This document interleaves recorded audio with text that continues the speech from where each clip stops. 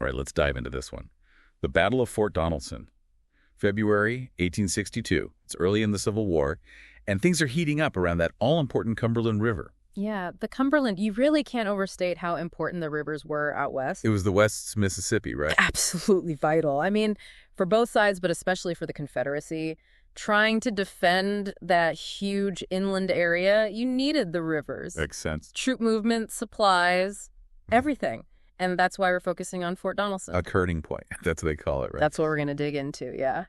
And we've got some great excerpts here from a really solid historical account of the battle itself to really get into the nitty-gritty. Perfect. Well, the Union, they'd just taken Fort Henry nearby, right? Quick victory there. And Fort Donelson was the obvious next target. If you look at a map, it all makes sense. Cut off those supply lines, boom, hit a place like Nashville. Right on. Confederate leadership, they're in a tough spot now. Forces are divided, and those Union gunboats, they're a real menace. Makes you sweat a bit. And they did know Fort Donelson was next, so they took a gamble. Big one.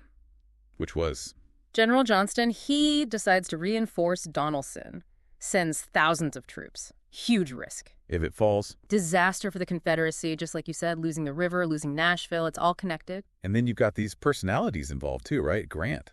Not exactly known for being cautious at this point. Ah, Grant. He had a reputation, definitely. Some might say reckless, or at least that's what some of the higher-ups were thinking. But he was determined, wanted to press the attack. Any advantage, he'd take it. So on one side, you've got this aggressive Grant. And what about the Confederates? Who are we dealing with? Well, you've got John B. Floyd, a man with a, shall we say, colorful past.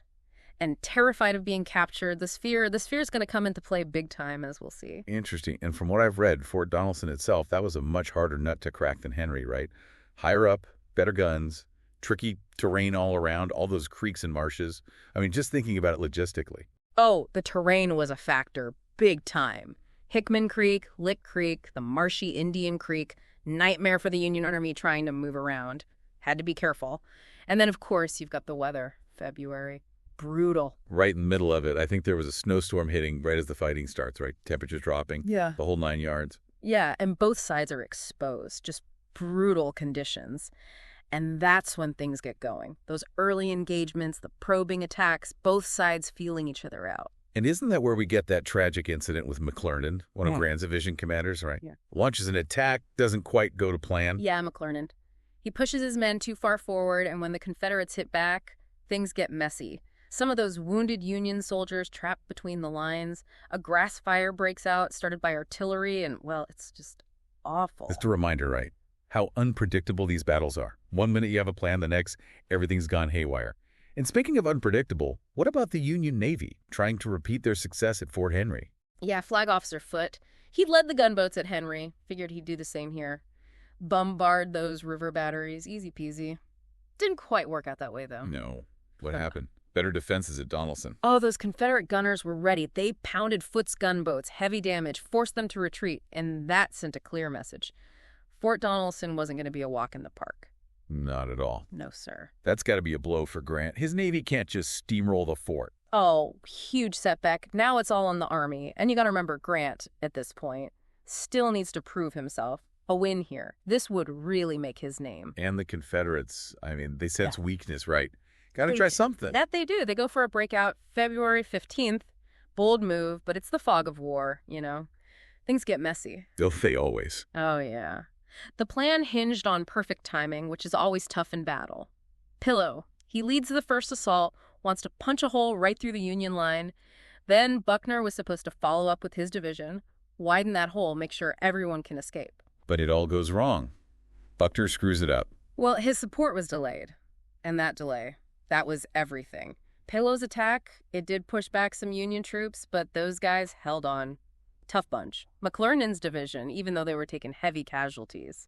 There's that confusion on the Union side, too, right? McClernand's yelling for reinforcements, but Wallace, he doesn't move.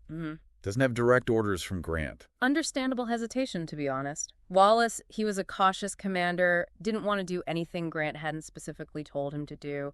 Shows you how hard it is to communicate on a battlefield. Every decision has weight. So for a minute there, the Confederates could have actually gotten away. Oh, yeah. For a glorious moment, that escape route, wide open. If Buckner had been there on time, Who knows? This whole battle, it might have gone completely differently. And then Pillow, he pulls his men back into the fort. That's the move everyone scratches their heads over, right? It's a head-scratcher for sure. To this day, nobody really knows why he did it. Some say panic, maybe misjudged how strong the Union was, could have just lost his nerve in all the chaos. Whatever it was, that decision doomed the Confederates. And Grant, remember, he needs this win. Doesn't waste any time. The one who attacks first now will be victorious. That's Grant, right there. Seize the moment. Textbook leadership. He could have faltered, right, with everything swirling around. But he sees that opening. The Confederates are reeling. It's not time to rest. It's time to finish them. What's the move? All-out attack. Immediate counterattack. Targets that weak Confederate right flank. Sends in Charles F. Smith. Solid, experienced officer. I bet that fighting was intense. Savage.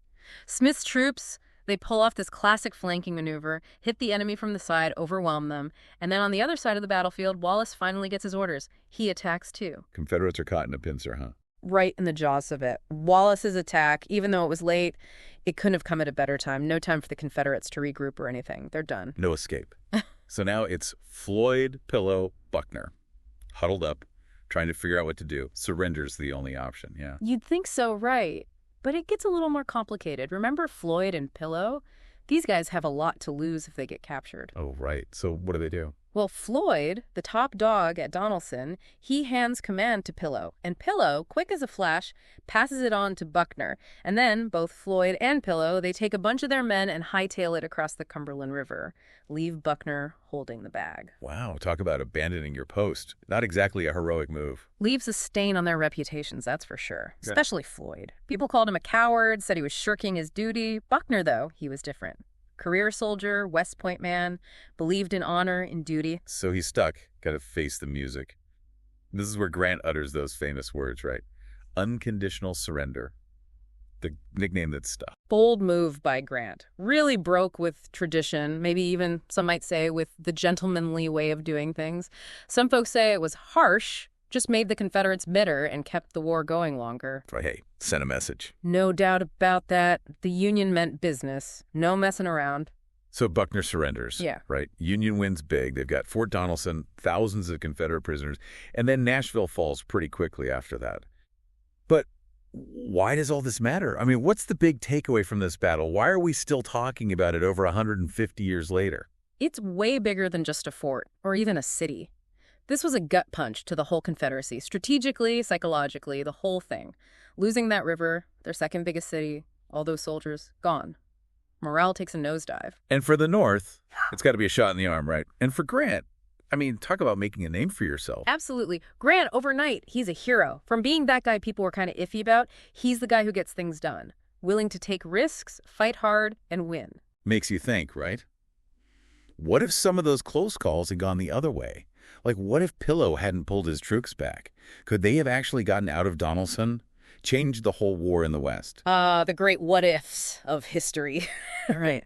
If those Confederates had busted out, regrouped, who knows? Maybe they hold on longer, make the Union pay a much higher price. So Pillow, whether he was panicking or just made a bad call, his decision really might have changed everything. It shows you, even with these huge events, sometimes it comes down to one guy, one choice under pressure.